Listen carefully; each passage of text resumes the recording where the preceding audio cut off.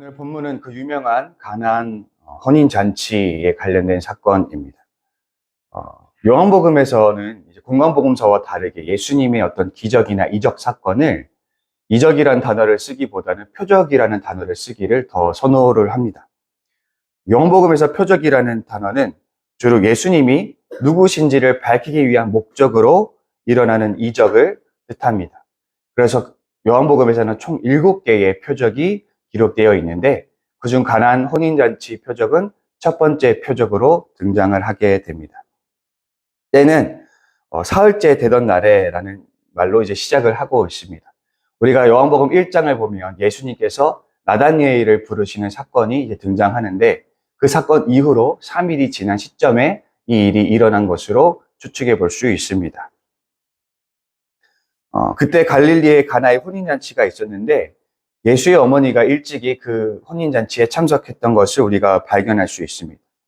예수님의 어머니가 혼인잔치에 참여했다는 것을 통해서 우리는 이 예수님이, 예수의 어머니가 결혼 당사자 가문과 상당한 친분이 있는 것으로 추측이 됩니다.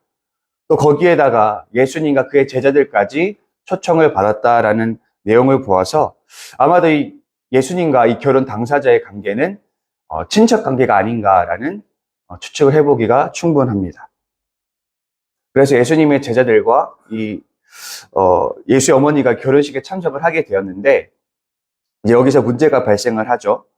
이제 포도주가 다 떨어지게 된 것입니다.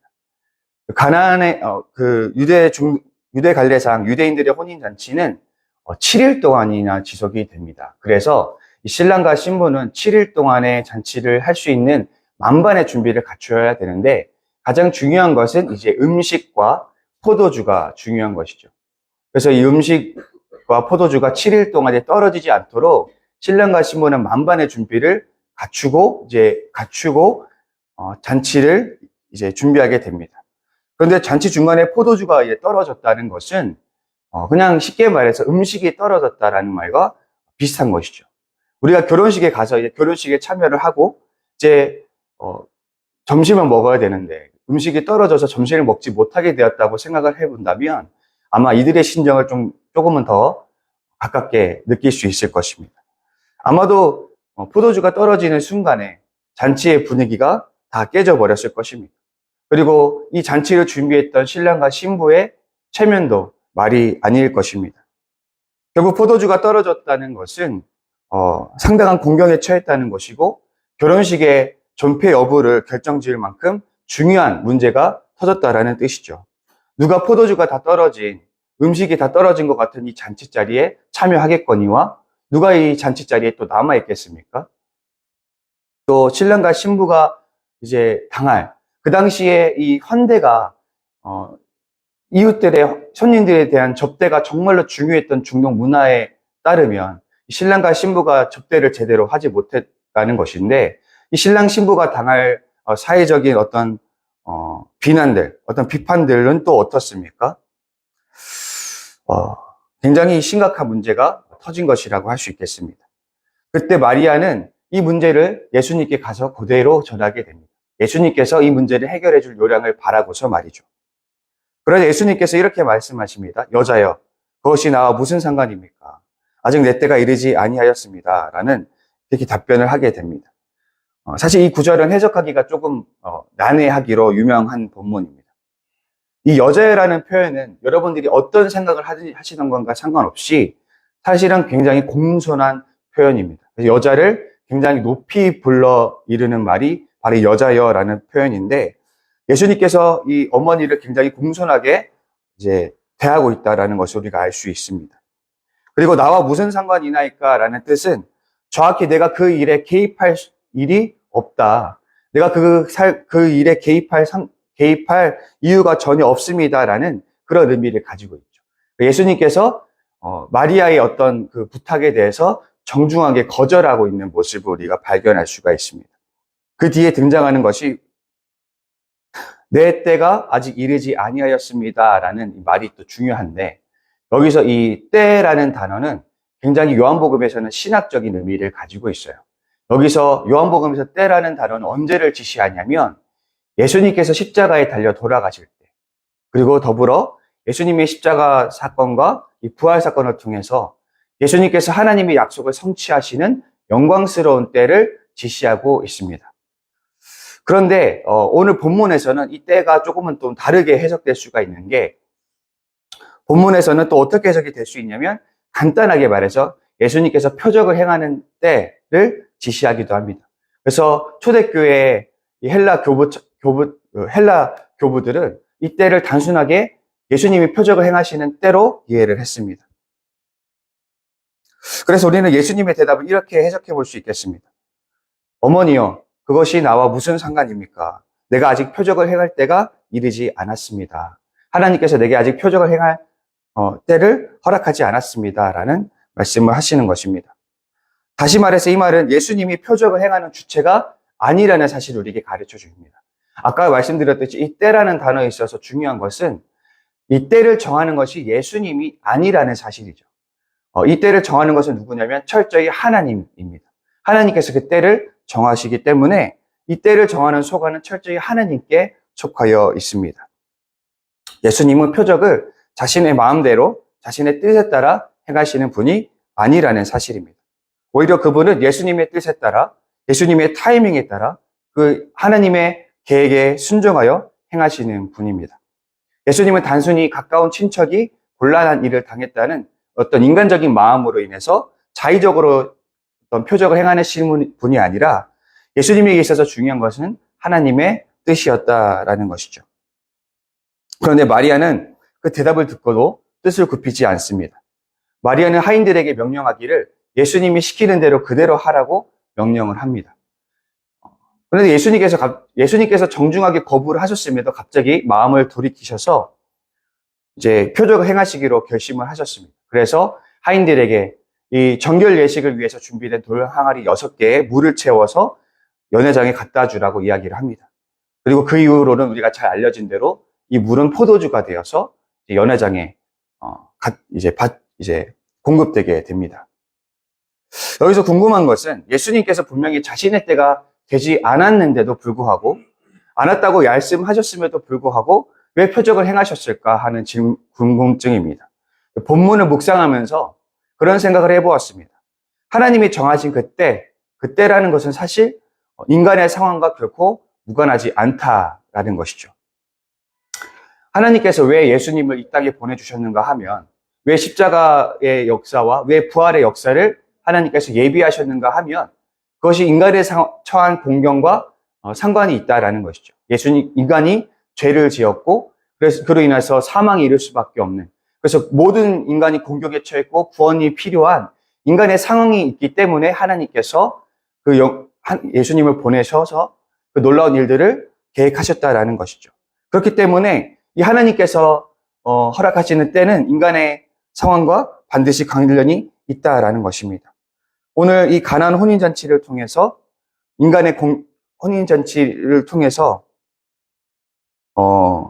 이제 신랑과 신부가 큰 공경에 처했고, 하나님은 그 상황을 해결하시기 위해서 예수님께 표적을 허락하시게 된 것입니다. 결국 인간의 위기가 찾아왔고 거기에 대한 반응으로서 하나님의 구원 사건이 이루어진 것입니다. 이 표적을 목격한 제자들은 이제 예수님을 믿게 되었다라고 기록하고 있습니다. 여기서 우리가 11절을 좀 주목해 보자면 11절에서 이렇게 이야기합니다. 예수께서 이 첫 표적을 갈릴리 가나에서 행하여 그의 영광을 나타내심에 제자들이 그를 믿으니라. 이제 이 표적을 통해서 드러난 것이 바로 예수님의 영광입니다. 그리고 제자들이 예수님을 믿게 되었습니다. 아까 말씀드렸듯이 이 표적이라는 것은 다름 아닌 예수 그리스도가 누구인지를 드러내기 위한 것이라고 말씀을 드렸습니다. 그래서 이 표적으로 인해서 예수님이 다시 한번 어떤 분인지가 드러나게 되고, 이 제자들은 예수님이 다시 한번 어떤 분이고 어떤 일들을 행하시는 분인지를 절감하게 되는 계기가 된 것입니다. 그렇다면 오늘 본문을 통해서 우리가 알 수 있는 부분, 즉 예수님은 어떤 분이실까요? 오늘 본문을 통해서 이 요한복음 기자는 예수님이 어떤 분인지를 드러내려고 하는 것일까요? 바로 그것은 예수님은 하나님 나라의 잔치를 베푸시는 분이라는 사실입니다. 주석가이자 신학자인 비슬리 머리는 이렇게 말합니다. 예수의 이적 행위는 하나님 나라에 대한 약속들이 예수 안에서 그리고 예수를 통하여 실현된다는 것을 입증한다. 요한복음서 기자는 한 단계 더 나아가 그 이적들을 하나님의 아들의 전체 사역으로 말미암아 도래하는 하나님 나라에 대한 틀로 이해한다 라고 이야기하고 있습니다. 다시 말해서 예수님은 구약의 예언자들이 예언한 바로 그 메시아이고, 또 그 예언자들이 약속했던 예언했던 하나님의 나라를 성취하시는 분이시라는 사실입니다. 바로 그 하나님의 나라가 하나님께서 예언자들을 통해서 약속하셨던 그 하나님의 나라를 이루시는, 실현하시는 분이 바로 예수 그리스도라는 것입니다. 이 가나안 혼인잔치 기사는 예수님께서 하나님의 나라의 약속을 성취하시는 분이시며 하나님의 나라를 실현하시는 분이심을 우리에게 알려주기 위해서 쓰여졌습니다. 이사야 25장 6절을 보시면 하나님께서 이스라엘 예언자들을 통해서 이렇게 그 하나님 나라를 약속하는 부분이 등장합니다. 제가 읽어드릴게요. 만군의 여호와께서 이 산에서 만민을 위하여 기름진 것과 오래 저장하였던 포도주로 연회를 베푸시리니 곧 골수가 가득한 기름진 것과 오래 저장하였던 맑은 포도주로 하실 것이며. 아멘. 지금 이 약속이 가나안 혼인잔치를 통해서 또 예수를 통해서 실현되고 있음을 우리가 오늘 볼 수 있게 되는 것입니다. 모든 인간은 결핍에서 자유롭지 못합니다. 구호단체 옥스팜의 보고서에 따르면 전 세계의 상위 1%의 사람들이 가진 자산이 전 세계 99%의 사람들이 가진 자산보다 더 많다라고 보고를 하고 있습니다. 그렇기 때문에 우리 이 세상에 99%에 해당되는 사람들은 아주 조그마한 파일을 가지고 서로 경쟁해야 되는 그런 서글픈 운명 속에 처해 있으며, 정말 많은 사람들이 많은 것을 독점하고 있기 때문에 누군가는 필연적으로 결핍을 경험할 수밖에 없는 그런 상황에 처해 있음을 우리가 볼 수 있게 됩니다. 또 그런가 하면 우리가 권력을 손에 쥐고 있는 소수의 권력자들의 그런 탐욕스러운 어떤 결정들 때문에 오늘날에도 여전히 전쟁들은 일어나고 있고, 또 많은 사람들이 삶의 공경과 또 결핍에 내몰리게 됩니다. 또 기근과 지진과 같은 자연재해가 불특정 다수들에게 닥치면서 또 많은 사람들이 어려움에 처하기도 합니다. 그러면 비교적인 발전된 문명을 자랑하는 선진국들은 어떨까요? 선진국들은 비교적으로 물질적 안정을 얻을지는 모르겠지만 많은 선진국의 현대인들은 정신적인 어려움을 호소하고 있습니다. 그 정신적 결핍, 정신적 고통은 오히려 선진국에서 더욱 두드러지는 현상이라고 합니다. 과도한 경쟁과 비교의식과 같은 그런 선진 문명에서만 경험할 수 있는 그런 어려움들로 인해서 여기 선진국에 살아가는 현대인들도 정신적으로 많은 결핍을 겪고 있다라는 것입니다. 결국에 우리는 모든 세계를 다 돌아보고 모든 사람들을 다 돌아보아도 많은 사람들은 결핍을 경험하고 있다라는 것입니다. 인간은 이 세상의 것을 다 쏟아부어도 결코 메울 수 없는 그 욕망을 가지고 태어나기 때문에 인간의 결핍은 어쩌기 보면 필연적인 것이 아닐까라는 생각을 해보게 됩니다. 그러나 오늘 예수님은 인간이 당하는 그 결핍을 충만함으로 채워주시는 예수님이라는 사실을 우리에게 다시 한번 가르쳐주고 있습니다. 오늘 예수님이 제공하는 포도주는 물로 희석시킨 낮은 포도주가, 순도가 낮은 포도주가 아니라 온전히 포도로만 이루어진 최상급 포도주로서 그 포도주가 공급되고 있으며, 중요한 것은 그 포도주가 결코 끊김이 없이 공급이 일어나고 있다라는 것이죠. 예수님이 수로보니게 여인과 야곱의 우물 가운데서 했던 대화를 다시 한번 상기해 보았으면 좋겠습니다. 이 수로보니게 여인과 대화를 하시면서 예수님께서 이렇게 말씀을 하십니다. 예수께서 대답하여 이르시되 이 물을 마시는 자마다 다시 목마르려니와 내가 주는 물을 마시는 자는 영원히 목마르지 아니하리니 내가 주는 물은 그 속에서 영생하도록 솟아나는 샘물이 되리라. 요한복음은 예수 안에 있을 때에 참된 물질적 안정과 정신적인 안정, 나아가서 어떤 모양의 안정도와 안정을 예수님께서 공급하실 수 있다고 약속하시고 있음을 우리가 발견하게 됩니다. 비록 우리가 완전한 하나님 나라가 도래하기까지 완벽한 평안이나 완벽한 샬롬을 우리가 기대할 수는 없겠습니다. 우리의 연약함과 더불어 이 세상이 죄로 인해 깨어져 있기 때문에 믿는 이들의 삶에도 여전히 결핍이 있을 수 있습니다. 그러나 그날이 오기까지 우리가 이 땅에서 희망으로 삼을 수 있는 최선의 방법은 바로 예수 그리스도의 약속을 붙드는 것입니다. 왜냐하면 하나님께서 이 메시아 외에는 다른 약속을 주시지 않았기 때문입니다. 그리고 하나님의 나라는 이 예수 안에서 성취되고 있기 때문입니다. 여러분, 우리 가나안 표적을 묵상하시면서 우리의 결핍을, 인간의 결핍과 인간의 공급을 채우실 수 있는 분이 오직 예수 그리스도라는 사실을 다시 한번 확인하시고 결단하시는 우리가 되었으면 좋겠습니다. 그분을 신뢰하고 그분의 가르침을 쫓아 살아갈 때에 우리는 이 세상에서 예수님 안에서 발견할 수 있는 그 진정한 공급, 진정한 평안, 진정한 충만을 우리가 경험할 수 있음을 우리가 다시 한번 깨달을 수 있기를 바랍니다. 그래서 우리 지저스처치 성도 여러분들이 이 믿음을 잃지 않기를 바랍니다. 세상에 많은 것들이 자신들을 진리로 포장하고 구원을 약속합니다. 때때로 어떤 신앙인들도 이 세속의 다른 가치들의 선전에 속아서 흔들리는 모습을 보여주기도 합니다. 그러나 우리에게 있어서, 우리 성도들에게 있어서 가장 최선책, 최상의 선택은 바로 예수 그리스도라는 사실을 다시 한번 깨달으시고 우리의 결핍에 반응하시는 예수 그리스도의 표적을 소망하며 살아가실 수 있는 우리 성도님들이 되시기를 바랍니다. 그리고 우리가 예수 안에 약속되어 있는 그 진정한 충만한 은혜를 누리며 살아갈 수 있는, 맛보며 살아갈 수 있는 우리 성도님들 될 수 있기를 간절히 소망합니다. 우리 시간 함께 기도할 텐데요. 이제 새해가 밝았습니다. 이제 새해가 밝은 가운데 우리가 앞으로 지저처치가 나아가야 될 길을 하나님께 오늘 부탁드리며 나아갑니다. 하나님, 우리 지저처치를 주님께서 선한 길을 이끌어 주시고 주님 기뻐하시는 사명들을 마음껏 감당할 수 있도록 인도하여 주시옵소서. 위해서 기도해 주시고 또 지금 장례를 치르신 분들이 많습니다. 그분들의 하나님의 위로가 유가족들에게 있을 수 있도록 위해서 기도해 주시고 또 지속적으로 그리고 오늘 8시 반에 이제 안혜숙 권사님 시어머니 되시는 그 성도님의 또 장례식이 있습니다.